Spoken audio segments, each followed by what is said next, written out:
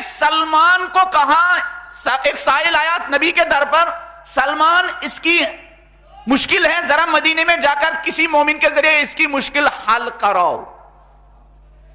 ہم بہت سنتے ہیں، ضرورت اس بات کی ہے کہ ہم مجلس میں آئے اس ارادے کے ساتھ سن کر عمل کریں گے۔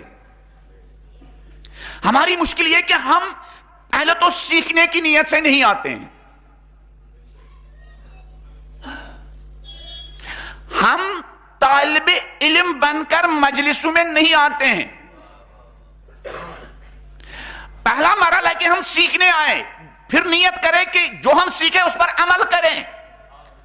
ان اللہ لا یغیر ما بقوم حتی یغیروا ما بانفسہم۔ کوئی انقلاب نہیں آئے گا جب تک ہم اس نیت سے نہیں آئیں گے کہ ہم ان مجلسوں کے ذریعے اپنے آپ کے اندر انقلاب لائیں گے۔ تبدیلی کی نیت سے آنا بہت ضروری ہے۔ سلمان سے نبی نے کہا ذرا اس کو لے جاؤ مدینے میں، کوئی مومن اس کی مشکل حل کرے۔ کسی نے حل نہیں کی، پھر سلمان کو وہیں جانا پڑا جہاں ہر درد مند کی مشکل حل ہوتی تھی۔ بی بی نے کہا سلمان 3 دن سے ہمارے گھر میں بھی کچھ نہیں ہے، 3 دن سے کچھ نہیں ہے۔ سلمان سائل کا ہاتھ پکڑ کے نکلنے لگے۔ بی بی نے کہا سلمان مگر یہ ہو سکتا ہے میرے در سے کوئی فقیر خالی ہاتھ نکلے؟ میں نے مجالس میں اکثر کہا ہے کہ بھوک مروں کے بارے میں بھاشن دینا ہر ایرے گہرے کو آتا ہے نا؟ بھوک مروں کے بارے میں بھاشن دینا اس زمانے میں خاص کر انڈیا میں سب سے آسان کام ہے نا؟ لیکن بھوک مروں کے بارے میں دل جل جانا، بے قرار ہو جانا، یہ فاطمہ الزہرا سلام اللہ علیہ کی سیرت ہے۔ ان سے رہا نہیں جاتا تھا، کیوں؟ اس لیے کہ وہ بھوکمروں کے بارے میں اس بھوکمرے کے ماں باپ سے بھی زیادہ شفیق و مہربان ہوتے تھے۔ کل بھی میں نے کہا، شہید مرتضی مطہری نے کہا یہ جملہ کہ انسانیت کے لیے محمد و آل محمد سے زیادہ کوئی مہربان نہیں ہے۔ انسان کے ماں باپ اتنے مہربان نہیں ہیں انسان کے حق میں جتنے محمد و آل محمد ہے۔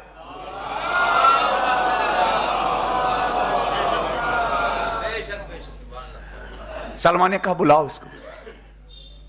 اہل سنت روایات میں بھی ہے، شیعہ روایات میں بھی ہے۔ شاعروں نے اس واقعے کو کیا نظم کی صورت میں بیان بھی کیا ہے کہ اس سائل جو جا رہا تھا، سلمان نے اس کو بلایا اور سلمان کے ہاتھ میں بی بی نے اپنی چادر دی۔ کہا سلمان فلان یہودی کے پاس یہ چادر گروی رکھو اور اس سائل کی اس بھوک ختم کرنے کے لیے اس سے کچھ اناج لو۔ اقبال اسی واقعے کے بارے میں کہتے ہیں، بہر محتاجی دلش انگون سوخت، بہر محتاجی دلش انگون سوخت۔ اس فضیلتوں کی ماں کا ایک محتاج اور ایک سائل کے لیے دل جل گیا، اتنا دل جل گیا کہ چادر خدرا ب یہودی فروخت، کہ اس بی بی نے اپنی چادر یہودی کے پاس گروی رکھی۔ جب یہودی نے دیکھا، سلمان سے پوچھا سلمان یہ کس کی چادر ہے؟ کہا یہ آخری نبی کی بیٹی فاطمہ الزہرا کی چادر۔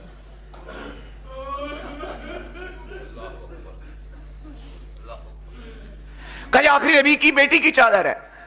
تو وہ یہودی کھڑا ہو گیا، چادر کو بوسہ دیا، اناج ہاتھ میں لیا، کہا سلمان مجھے اسی دروازے پر لے جاؤ جو فاطمہ کا دروازہ ہے۔ کہا کیوں؟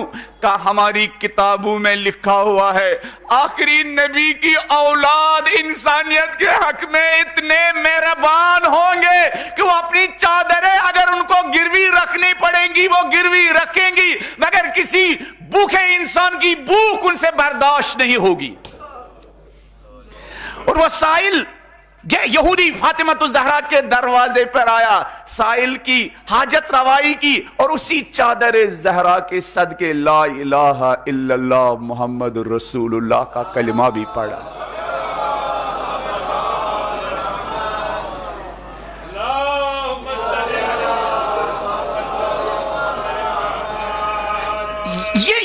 یہ سیرت کہاں ملے گی؟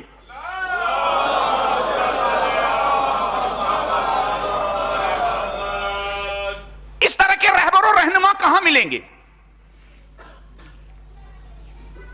اس طرح کے رہبر و رہنما کہاں ملیں گے؟